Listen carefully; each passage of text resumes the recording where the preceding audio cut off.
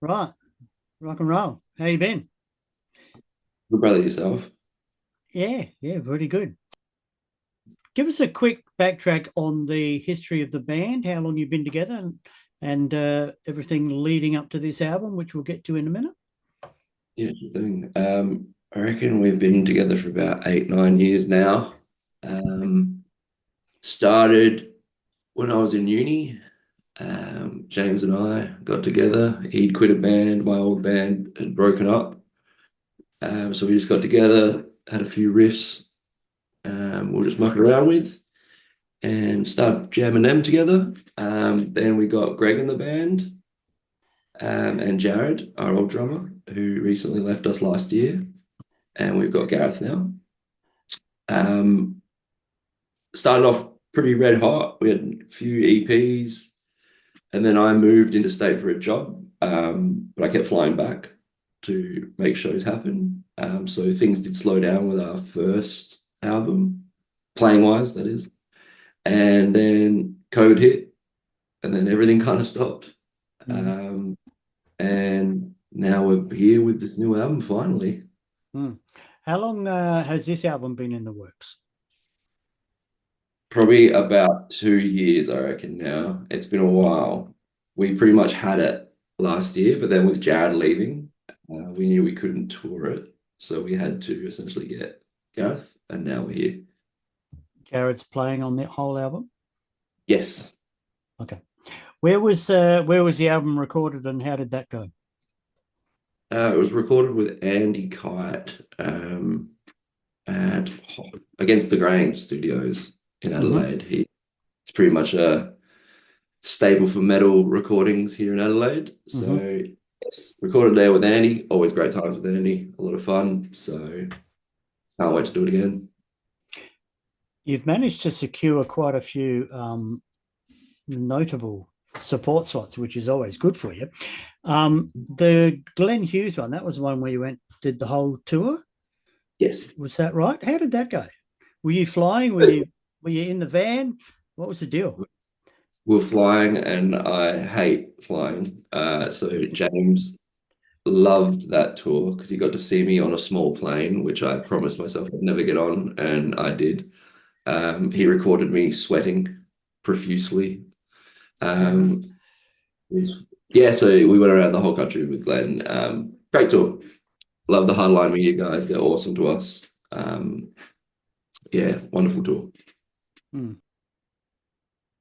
What was the highlight of that Glenn Hughes tour?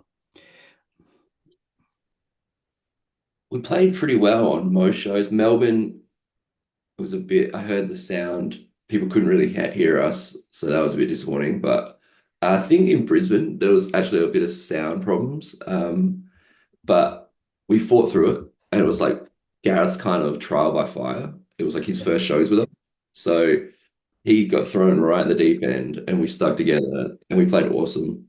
And the crowd were pretty raucous from the sound tech issues, but we just went on there, had heaps of fun, turned the whole vibe around, and it was great. So that was really enjoyable. Excellent. So the album coming out very shortly. It's called Forever High. Most of the songs on there I recognise from the live set, if not all of them. What's the deal there? They all Yeah, staples? yes, they're all becoming staples. They're all becoming part of our main sets now. We're kind of shifting out of the older stuff. We still like playing some of the older stuff, but we'll definitely be playing a lot more of this album. There's a few things we haven't played yet, which we're saving for the album launch. So head on down to see those. So, all right. So we've got an album launch coming up June 28th at Jive with Snakebite Whiskey, Rocky's Pride and Joy, and the Coogis. That's it. Tell us all about this. Yeah, so it's been in the works for a while. Chris, our manager, has been putting in a lot of work to make that happen. We got the Coogis, who are an up and coming new band. They've recently held a festival, Coogee Fest, I believe, and it looked packed out. So they look like a lot of fun. Rocky's Pride and Joy, awesome. Another heavy staple of SA music. We love playing with them, played with them a whole bunch of times. Can't wait to play with them again. And Snakebite Whiskey from Queensland, so we're excited to party with them again. It's going to be a lot of fun. they played at one of those Churches of Steel. Yes. They bought whiskey, yeah, at the uni bar outside of the uni bar. Good times. Right, on the album, any songs on there got some stories you want to expand on? Yeah, so Blood of Babylon, that one is inspired by 70s New York. Think about like all the trash in the street, serial killers, the psychoticness of that time era. It's quite intriguing for someone that was born 20 years after it. But yeah, very fun.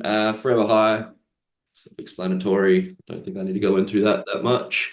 Um, and DTM, as James likes to say on stage, it's for all the ladies with a bit of cake in the back, dump truck mamas. So it's one for the ladies.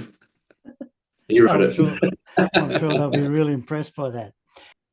Anything else in the works after the album launch gig? Anything else coming up? Yes, we're already writing new music. We started doing that yesterday, actually.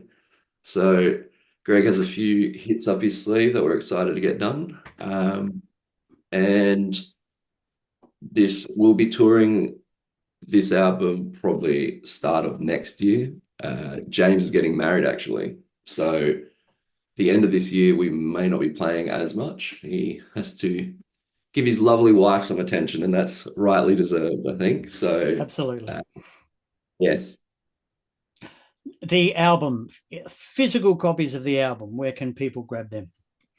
They can grab that from our Bandcamp. They can pre-order it right now, and they can pick it up at the album launch if they want, or we can send it out to them. And if they want an old The Family vinyl, there's still not many left, but there are a few there if they would like them.